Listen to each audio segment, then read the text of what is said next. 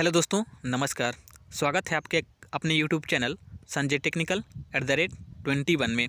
आज की इस वीडियो में हम डीआरडीओ का जो एग्ज़ाम होने वाला है उसके लिए जो आपका नॉन टेक पोर्शन है डीआरडीओ में, उसके लिए हम जो है आज की इस वीडियो में कुछ जीके के क्वेश्चन, कुछ करेंट अफेयर के और कुछ साइंस के क्वेश्चंस का जो है डिस्कशन करने वाले हैं। तो ये वीडियो आप लोगों के लिए काफ़ी इंपॉर्टेंट होने वाली है। वीडियो को लास्ट तक जरूर देखिएगा। चलिए आज की इस वीडियो को शुरू करते हैं। आज का हमारा पहला प्रश्न है, द्रव्यमान का मात्रक क्या है? तो याद रखिएगा, एक यूनिट एक ऐसा टॉपिक है जहाँ से हर एक एग्जाम में क्वेश्चन, अगर नॉन टी का कोई पोर्शन है तो यहाँ से क्वेश्चन जरूर पूछे जाते हैं। तो याद रखिएगा, द्रव्यमान का मात्रक है किलोग्राम। तो किलोग्राम इसमें राइट आंसर है पहले नंबर क्वेश्चन का। नेक्स्ट क्वेश्चन आपका सेकेंड नंबर का, एक्सीलरेशन की एसआई यूनिट क्या है? तो याद रखिएगा, मीटर पर सेकेंड स्क्वायर एक्सीलरेशन की जो है यूनिट होती है, या एक्सीलरेशन की इकाई होती है। ठीक है। अगला क्वेश्चन आपका थर्ड नंबर का, बल का मात्रक क्या है? तो याद रखिएगा, बल का मात्रक होता है न्यूटन। तो न्यूटन इसमें राइट आंसर है। अगला क्वेश्चन आपका फोर्थ नंबर का, सरौता, नींबू निचोड़ने की मशीन और एक पहिए वाली कूड़ा ढोने की गाड़ी किस श्रेणी के उदाहरण हैं? तो लीवर से सभी क्वेश्चन आपसे पूछे जाते हैं एग्जाम में।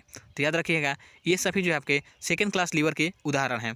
ठीक है। इसके साथ ही आप याद रखिएगा, जो आपका हाथ है, ठीक है, या जो आपका चिमटा है, ये आपके थर्ड और जो है क्लास लीवर के आपके उदाहरण होते हैं। ठीक है। तो आपके लीवर जो होते हैं आपके मुख्य 3 कैटेगरी में इनको डिवाइड किया गया है, first class lever, second class lever और थर्ड क्लास लीवर। तो ये जितने भी सरौता, नींबू निचोड़ने की मशीन, एक पहिए वाली कूड़ा ढोने वाली गाड़ी, ये सभी आपके सेकंड क्लास लीवर के उदाहरण हैं। अगर आपसे पूछे कि जो आपका क्या है, चिमटा है, ये कौन से क्लास का उदाहरण है, कौन से क्लास का लीवर है? तो याद रखिएगा, थर्ड क्लास का लीवर है। ठीक है। अगले क्वेश्चन की तरफ बढ़ते हैं। अगला क्वेश्चन आपका 5 नंबर का, विद्युत मोटर ऊर्जा का रूपांतरण करता है। तो ये रूपांतरण से संबंधित क्वेश्चन आपसे पूछता है एग्जाम में। तो इस प्रकार के जो भी क्वेश्चन, मेरा मकसद ये है आज की केवल वीडियो में कि मैं उन टॉपिक्स को टच कर पाऊँ, मैं उन टॉपिक्स को आपके सामने क्वेश्चन रख पाऊँ जिनसे क्वेश्चन बार बार एग्जाम में पूछे जाते हैं। ठीक है। क्योंकि एक वीडियो में सारे क्वेश्चंस का जो है डिस्कशन करना संभव नहीं है, क्योंकि अगर मैं सारे क्वेश्चंस का डिस्कशन करने लगूँ तो वीडियो काफ़ी लंबी हो जाएगी। मैं आप लोगों को एक इंडिकेशन दे रहा हूँ कि इस टॉपिक को आपको तैयार करके, जितने भी इसमें से क्वेश्चन हैं उनका रिवीजन करके एटलीस्ट आपको एग्जाम देने जाना है। ठीक है। अभी आपके पास टाइम बहुत ही कम है, तो एटलीस्ट एक बार इस टॉपिक्स को देख के जरूर जाइएगा, क्योंकि अगर एक बार देख लेंगे भी जल्दी जल्दी आप में, तो डेफिनेटली ही आप, अगर आप क्वेश्चन एग्जाम में पूछा जाता है तो उसका आंसर सही करके आएंगे। ठीक है। तो याद रखिए, 5th नंबर क्वेश्चन है आपका, विद्युत मोटर ऊर्जा का किस प्रकार का रूपांतरण करता है? तो ये विद्युत ऊर्जा को यांत्रिक ऊर्जा में बदलता है। ठीक है। तो ये भी काफ़ी इंपॉर्टेंट क्वेश्चन है। अगले क्वेश्चन की तरफ बढ़ते हैं। अगला क्वेश्चन आपका, एक हार्स पावर बराबर होता है। तो एक हार्स पावर बराबर होता है 746 वाट। तो ये भी काफ़ी इंपॉर्टेंट क्वेश्चन है। ये क्वेश्चन तो कॉमनली है, कई सारे एग्जाम में पूछा जाता है। एक हार्स पावर बराबर होता है 746 वाट के बराबर। ठीक है। अगला क्वेश्चन है आपका 7 नंबर का, कार्य किसके बराबर होता है? तो कार्य बराबर होता है बल गुणे विस्थापन। ये भी इंपॉर्टेंट क्वेश्चन है। इस प्रकार के फार्मूला से संबंधित भी क्वेश्चन जितने भी हैं उन सारे क्वेश्चन को एक बार देख के जाइएगा। डेफिनेटली ही फार्मूले से संबंधित क्वेश्चन आपको एग्जाम में देखने को मिलेंगे। ठीक है। अब अगले क्वेश्चन की तरफ बढ़ते हैं। अगला क्वेश्चन आपका 8 नंबर का, अपेक्षिक घनत्व को किससे मापा जाता है? तो याद रखिएगा, अपेक्षिक घनत्व को हाइड्रोमीटर से मापा जाता है। और एक क्वेश्चन आपसे इससे संबंधित पूछा जाता है कि किसका जो है कोई जो है इकाई नहीं होती है। तो याद रखिएगा, रिलेटिव जो डेंसिटी होती है, जिसे इंग्लिश में हिंदी में अपेक्षिक घनत्व कहते हैं, इसकी कोई यूनिट नहीं होती है। ठीक है।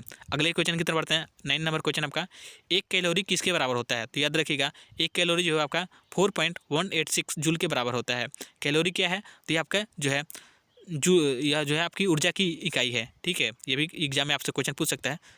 अगले क्वेश्चन की तरफ बढ़ते हैं। अगला क्वेश्चन है आपका 10 नंबर का, दूरदृष्टि से पीड़ित व्यक्ति के लिए किस लेंस का प्रयोग करते हैं? तो याद रखिएगा, दूरदृष्टि से पीड़ित व्यक्ति के लिए उत्तल लेंस का प्रयोग करते हैं, जबकि निकट दृष्टि दोष से पीड़ित व्यक्ति के लिए हम अवतल लेंस का प्रयोग करते हैं। तो इस प्रकार के क्वेश्चन आपसे पूछे जाते हैं एग्जाम में। सभी प्रकार के क्वेश्चन का आंसर देने के लिए आपको रेडी रहना है। ठीक है। अगले क्वेश्चन की तरफ बढ़ते हैं। अगला क्वेश्चन आपका 11 नंबर का, आरडीएक्स की खोज किसने की थी? तो याद रखिएगा, आरडीएक्स की जो खोज थी वो आपके हेंस हेनिंग ने 1899 में की थी।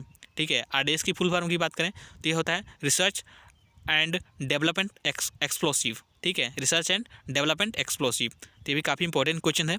इस प्रकार के क्वेश्चन भी आपसे एग्जाम में पूछे जाते हैं, तो आपको याद रखना है। अगला क्वेश्चन है आपका 12 नंबर का, कीटाणुनाशक के रूप में किसका प्रयोग करते हैं? तो याद रखिएगा, कीटाणुनाशक के रूप में हम आयोडीन का प्रयोग करते हैं। ठीक है। तो काफ़ी इंपॉर्टेंट क्वेश्चन है।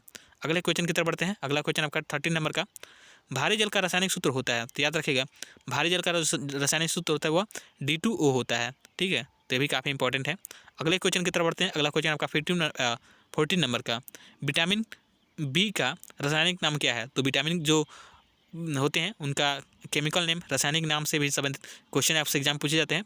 ठीक है, तो याद रखना है आपको, विटामिन बी का रासायनिक नाम होता है थायमीन। ठीक है, और विटामिन बी की खोज जो है मैकुलन ने की थी। विटामिन की बात करें तो विटामिन की खोज जो है फंक ने की थी। ठीक है, और विटामिन बी की बात पूछे अगर स्पेशली तो इसकी खोज मैकुलन ने की थी। और इसका रासायनिक नाम क्या है? तो विटामिन बी का रासायनिक नाम है थायमीन। ठीक है, तो इस प्रकार से रासायनिक अलग अलग जितने भी विटामिन है उसका आप लोग रासायनिक नाम याद करके जाइएगा, डेफिनेटली एग्जाम में क्वेश्चन पूछ सकता है। ठीक है, अगला क्वेश्चन आपका 50 नंबर का, बैक्टीरिया की खोज किसने की थी? तो याद रखिएगा, बैक्टीरिया से संबंधित है ल्यूवेनहॉक, यानी कि बैक्टीरिया की खोज किसने की थी? ल्यूवेनहॉक ने की थी। इसी प्रकार बैक्टीरिया हो गया, वायरस हो गया, तो वायरस की खोज की थी लुईस पास्चर ने। ठीक है, तो इस प्रकार के क्वेश्चन आपसे एग्जाम में पूछे जा सकते हैं। जितने भी इन्वेंशन हुए हैं, खोज हुई है, इस प्रकार के आपके क्वेश्चन आपसे एग्जाम पूछने की संभावना है। तो जितनी भी खोज है उसको एक बार भी देख कर जरूर जाइएगा। अभी भी आपके पास लगभग 24 से 48 घंटे का समय है, तो आप लोग कोशिश कीजिएगा कि जितना भी हो सके अधिक से अधिक क्वेश्चन का रिवीजन करके जाएँ। ठीक है, ताकि एग्जाम में आप लोग अच्छा स्कोर कर सकें। अगले क्वेश्चन की तरफ बढ़ते हैं। अगला क्वेश्चन आपका 60 नंबर का, मैं कोशिश कर रहा हूँ अपनी तरफ से कि कम से कम समय में जो है मैक्सिमम क्वेश्चन का जो है आप लोगों को जो है एक बार रिवीजन कराया जाए।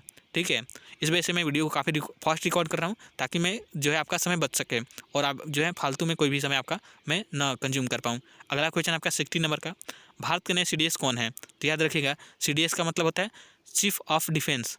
ठीक है,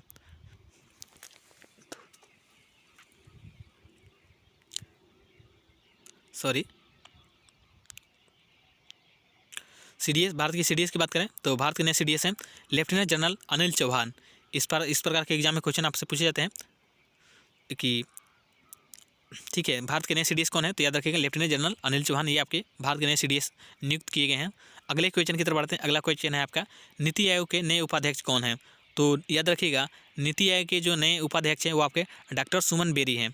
ठीक है, डॉक्टर सुमन के बेरी हैं। तो ये भी काफ़ी इंपॉर्टेंट क्वेश्चन है, इसका आंसर आपको याद होना चाहिए। अगले क्वेश्चन की तरफ बढ़ते हैं। अगला क्वेश्चन आपका 80 नंबर का, 80 नंबर क्वेश्चन आपका, DRDO के अध्यक्ष कौन है? तो याद रखिएगा, DRDO के जो अध्यक्ष हैं ये आपसे, तो अगर भले आप कोई और क्वेश्चन ना याद करके जाएं, लेकिन इस क्वेश्चन का आंसर आपको याद करके जाना है। DRDO के अध्यक्ष हैं समीर वी कामत। ठीक है, DRDO के फाउंडेशन की बात करें तो ये आपकी 1958 में फाउंडेशन हुआ था इसका। ठीक है, DRDO की यानी कि स्थापना हुई थी 1958 में, और इसके वर्तमान में अध्यक्ष है वो समीर वी कामत है। ठीक है, तो ये काफ़ी इंपॉर्टेंट क्वेश्चन है, इसको 80 नंबर क्वेश्चन के ऊपर मार्क कर लीजिए आप लोग, और इसका स्क्रीनशॉट ले लीजिएगा और इस क्वेश्चन को एकदम रट के जाना है।